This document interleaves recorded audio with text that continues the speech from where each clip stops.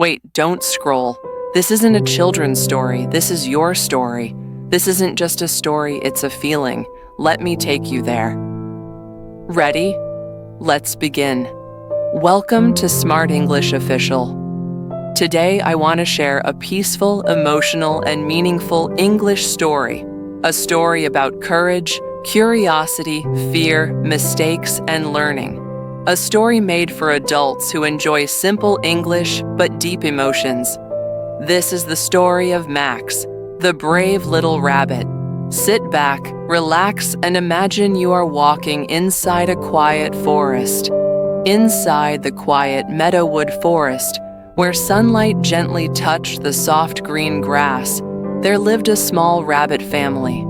Their home was warm and cozy, hidden under the roots of an old maple tree. The thick roots wrapped around the burrow like protective arms, keeping the family safe during winter storms and rainy nights. The mother rabbit, Mrs. Harper, was a loving and wise rabbit. She had 4 young children: Max, curious, always asking questions; Emma, careful and thoughtful; Leo, playful and full of energy; Chloe, quiet, gentle, and observant. Every morning, Mrs. Harper woke before the sun, brushed her soft fur, tied her little apron, and prepared food for her children. This morning was no different. She placed berries, nuts, and a slice of warm bread on the table. Then, she took her woven basket, checked it twice, and said, "Mrs. Harper, kids, I need to go to the village market. We're out of carrots and oats. I'll be back before the sun goes down." The young bunnies nodded politely, but Max stepped forward. His small red scarf, the one he always wore when he wanted to feel brave, rested around his neck. "Max, Mom, can we play outside while you're gone?" Mrs. Harper looked at him with gentle but serious eyes. "Mrs. Harper, yes, but stay close to home. And whatever you do, do not go near the rock garden. It belongs to Farmer Greenwood, and he does not like rabbits." Emma, Leo, and Chloe immediately nodded, but Max felt something else, the same curiosity that always danced inside him. What was so special about the rock garden? Why did everyone fear it? Mrs. Harper kissed each child's forehead and hopped down the path. Max watched her disappear among the trees, his heart full of tiny sparks of adventure. As soon as their mother left, the young rabbits put on their little jackets.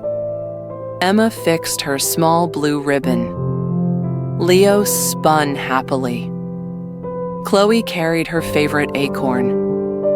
And Max tightened his red scarf, feeling brave already.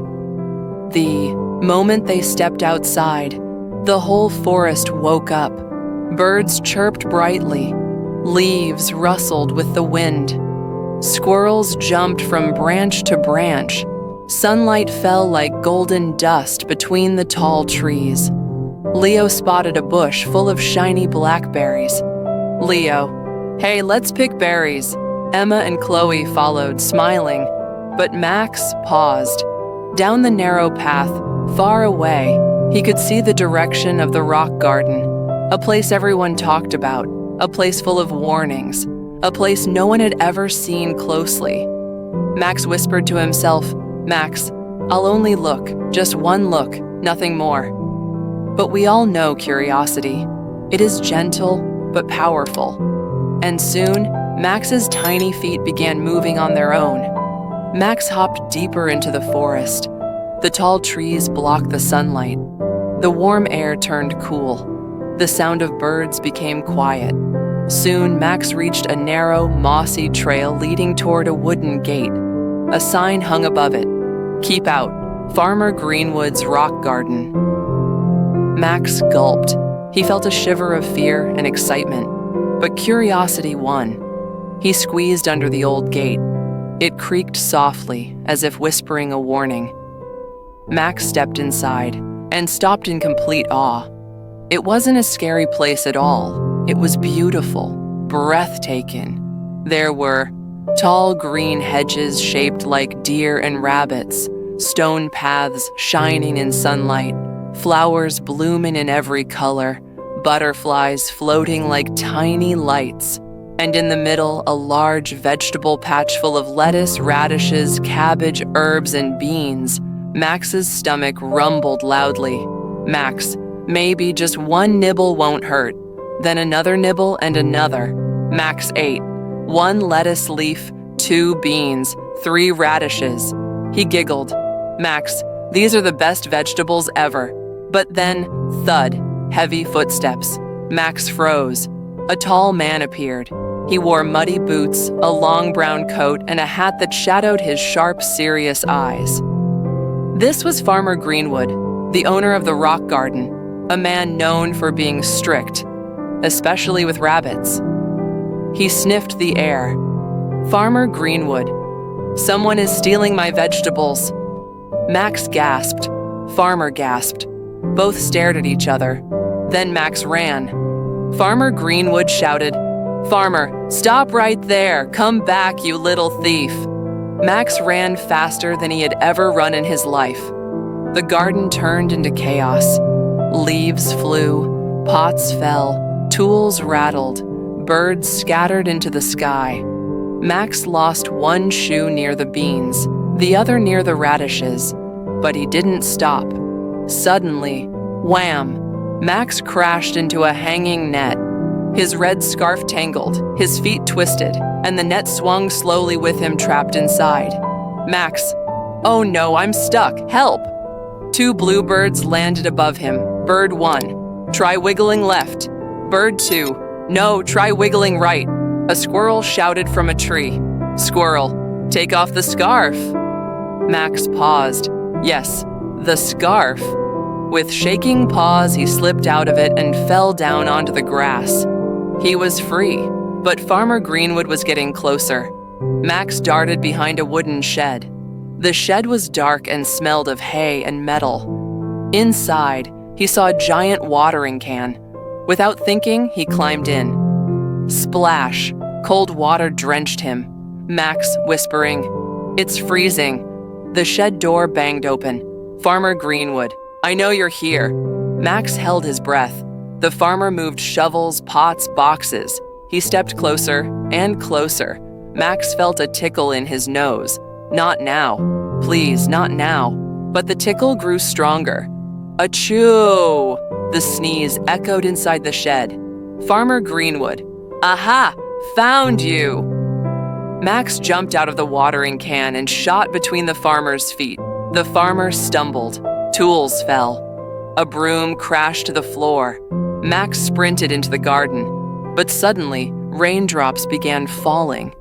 The sky turned dark. Thunder rumbled. Max couldn't see the gate. Everything looked different in the rain. He hopped left, then right, but the garden felt like a maze. Then he heard it. Purr, purr. A gray cat with sharp green eyes was sitting under a bench. Her eyes locked onto Max. Cat, soft voice. Runnin' somewhere, little bunny? Max's heart nearly stopped. He tiptoed backward, quietly, slowly, and then ran before the cat could react. Max kept hopping until he reached a small stone wall. There he saw a tiny field mouse holding a leaf map. Max, excuse me, can you help me find the garden gate? The mouse looked at Max, looked at the giant, scary garden, and squeaked in panic. Then he dropped the map and ran away. Max sighed. He felt cold, tired, and empty without his red scarf. But then, scritch, scratch! Something made a scraping sound. Max climbed onto the stone wall, and there it was, the gate, the way out. Max hopped with all his strength. Farmer Greenwood spotted him from far. Farmer, you again? Max didn't look back. His small feet hit the ground fast. Rain splashed around him. Wind pushed him sideways. Thunder boomed. Farmer Greenwood's boots pounded behind him. Max squeezed under the gate just in time. He rolled onto the forest floor, wet, muddy, but finally safe. When Max returned home, the forest looked brighter. Emma, Leo, and Chloe rushed toward him. Emma, we were so scared. Leo, where did you go? Chloe hugged him tightly without a word. A moment later, Mrs. Harper returned. The look on her face changed the moment she saw Max. No shoes, no scarf, fur messy, eyes tired and teary. Mrs. Harper, oh Max, what happened? Max told her everything, every detail, every mistake, every moment of fear. She listened silently, then pulled him close. Mrs. Harper, I'm upset that you didn't listen, but I'm thankful that you are safe. She made warm carrot soup, wrapped Max in a soft blanket, and let him rest early.